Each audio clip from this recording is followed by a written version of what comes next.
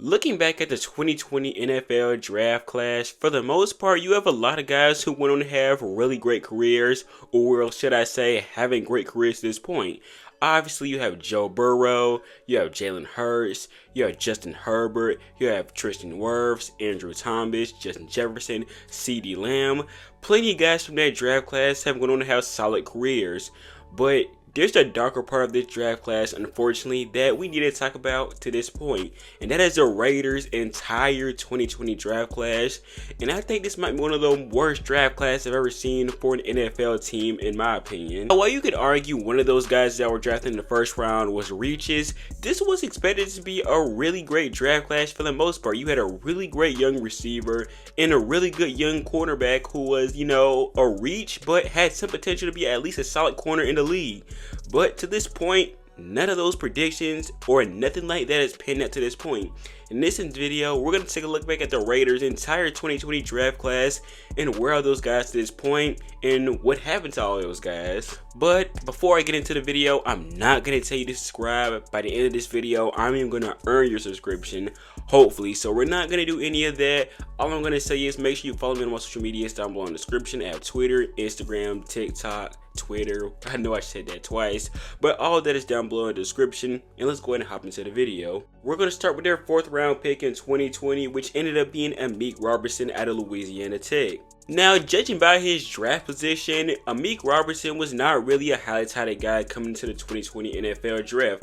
However, according to PFF, he was one of the biggest sleepers in the 2020 NFL draft coming into this draft. Despite coming into the NFL draft standing at 5'8", he was a pretty much lockdown corner during his time at Louisiana Tech. Not to mention his ball hawk skills was another reason why the Raiders took him with this pick, as he had 14 interceptions during his time in college. Robertson would have 2 solid seasons in 2022 and 2023, but for the most part during his time with the Raiders, he was either an average corner or maybe a slightly above average corner. Maybe I'm being too nice, and I'm just going to say he was pretty much an average corner during his time with the Raiders. He recently just signed with the Detroit Lions, where he'll probably end up being a really solid depth piece for the Lions secondary that desperately needs all the help they can get for the most part. Well, I take that back. They did just get Carlton Davis, which was an absolutely outstanding pickup for the Lions, but let's not go off topic. The second guy we're going to discuss is another guy they took in the 4th round, 109th overall, which is John Simpson, guard out of Clemson. Kind of like Amik Robertson, John Simpson was seen as another one of those picks that may be a bit of a project right now, but could definitely be a better guy in the future. Unfortunately for John Simpson, that has not happened to him just yet. Or will it ever happen to him? I don't know. During his 2 seasons with the Las Vegas Raiders, or should I say 2.5 seasons, he played in 24 games and started 19 of them before being waived on December 10th, 2022. He would then sign a futures contract with the Baltimore Ravens on December 19th, 2022, and he would later sign to their active roster, where he played in all 17 games for them in 2023. But for the most part, he wasn't all that good for the Baltimore Ravens either. He just recently signed a 2-year deal with the New York Jets, and he'll probably be a okay starter for the most part. He was, like I said, a pretty average guy during his time with the Baltimore Ravens. For the most part, nothing too outstanding in my opinion, nothing even too good in my opinion. But like I said before, he may be a quality option for the Jets. Like I said, nothing else more than that. Next, we have Tanner Muse, who they took in the 3rd round, 100th overall linebacker out of Clemson. Now, Tanner Muse was basically the dollar store version of Isaiah Simmons. As we all know, Isaiah Simmons came into the draft as this hybrid guy who could play safety, linebacker, all of that.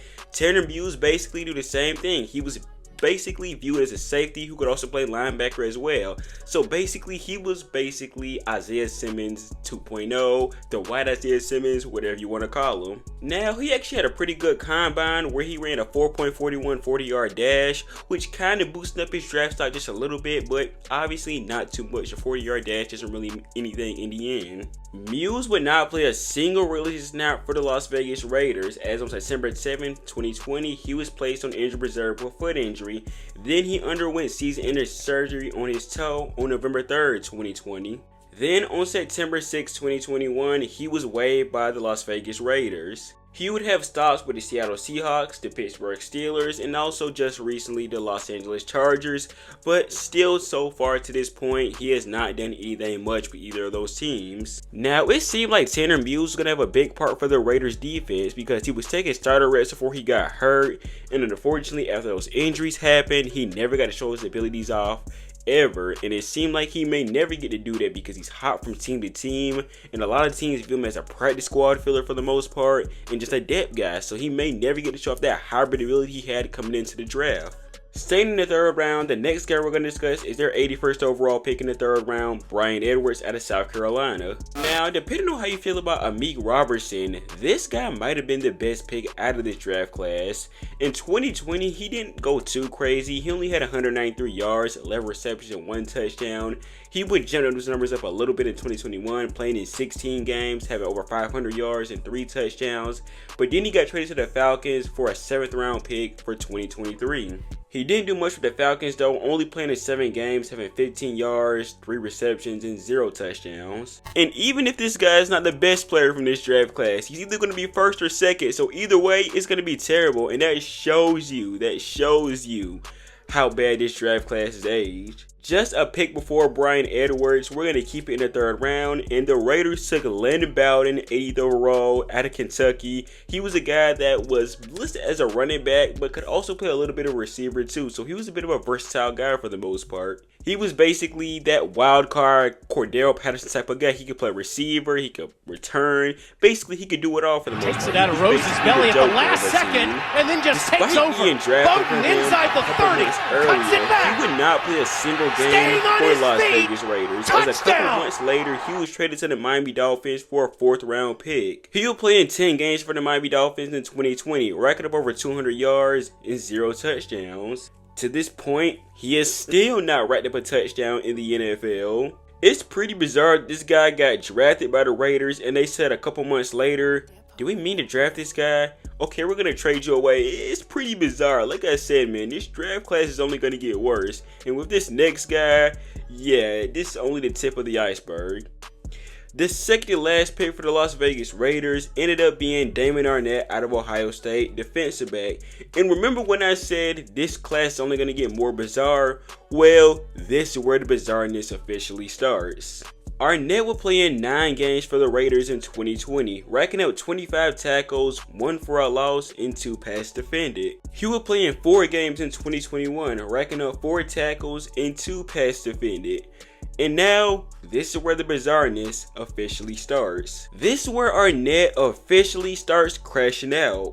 Arnette was accused of injuring a woman in a 2020 car crash. It was said that Arnette crashed to the woman's car after missing a turn on his way to practice. Not only was Arnette driving around 65 miles per hour at the time of the crash, but he would also leave the scene of the accident as well. This car crash will result in the woman having head trauma, shoulder, neck, and back pain, as well as depression and panic attacks. But out of nowhere, Damon Arnette would start crashing out as on November 8th, 2021, a video was discovered of Arnette brandishing a firearm and making death threats. Shortly after this video came out, the Raiders were quick to release Damon Arnette. He would then sign to the Dolphins practice squad on December 15th, 2021. But you know how this goes, that would not last long. Because on January 9th, 2021, Arnette will be arrested in Las Vegas, Nevada on charges of assault with a deadly weapon, carrying a concealed weapon without a permit, and 2 counts of possession of a controlled substance. At first, it was announced that no criminal charges would be filed on Arnette.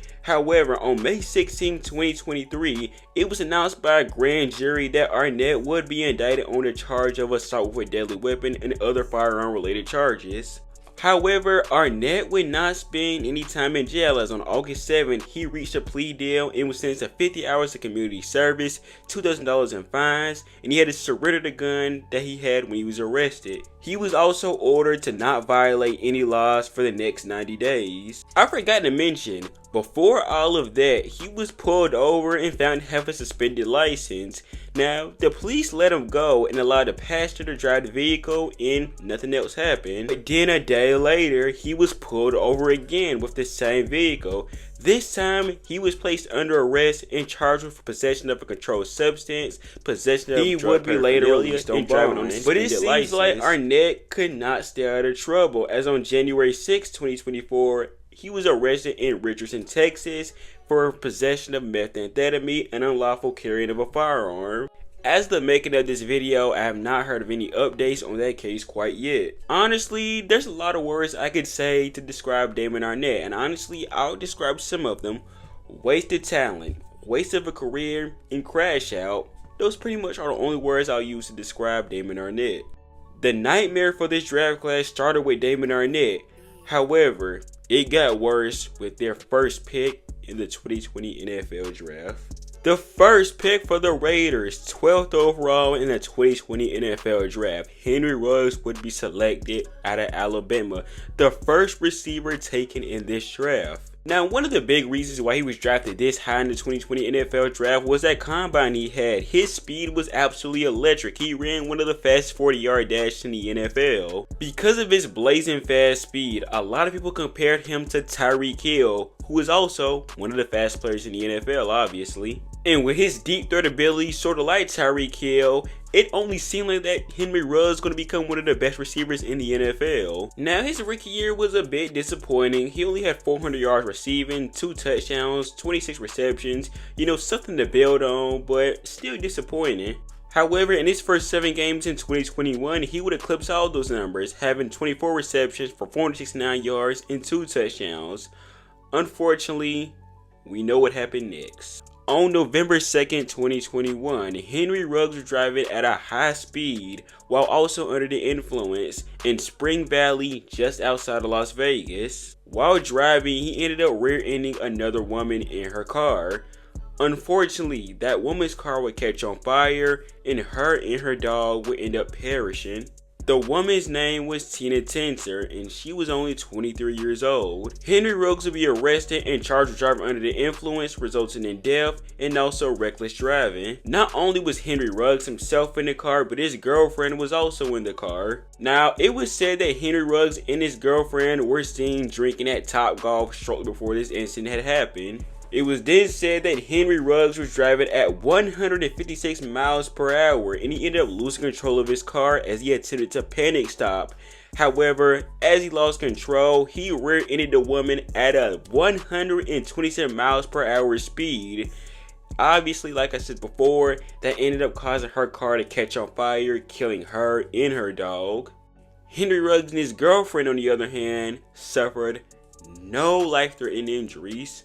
To nobody's surprise, shortly after this incident came out, the Las Vegas Raiders were quick to release him. On May 10, 2023, as a part of a plea agreement, Henry Ruggs pleaded guilty to 1 count of felony DUI resulting in death and 1 count of misdemeanor vehicle manslaughter. Before that plea deal was announced, Henry Ruggs faced up to 20 years in prison, and basically Henry Ruggs' defense team was not willing to take a chance on that happening. On August 9, 2023, Henry Ruggs was sentenced to spend a minimum of 3 years and a maximum of 10 years at High Desert State Prison in Nevada. And if you really think about it, I'm not saying this to be insensitive, I'm not trying to be insensitive, and I'm not trying to offend anybody.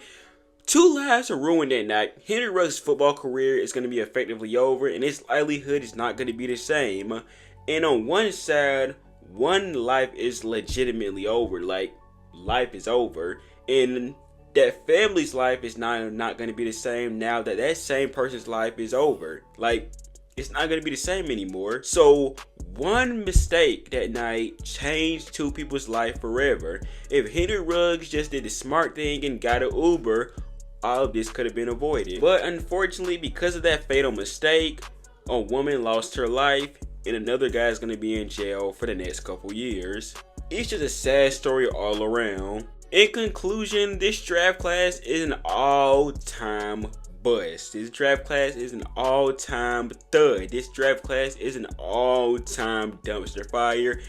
You get it at this point. This draft class was an entire disaster for the most part. And honestly, the Raiders have always been a bad drafting team, so you can't really say, well, some of this is not their fault. The Raiders, even in the end, have had some horrible draft class for the most part, some horrible picks. So it's not really just a player problem, it's a Raiders problem with their evaluating.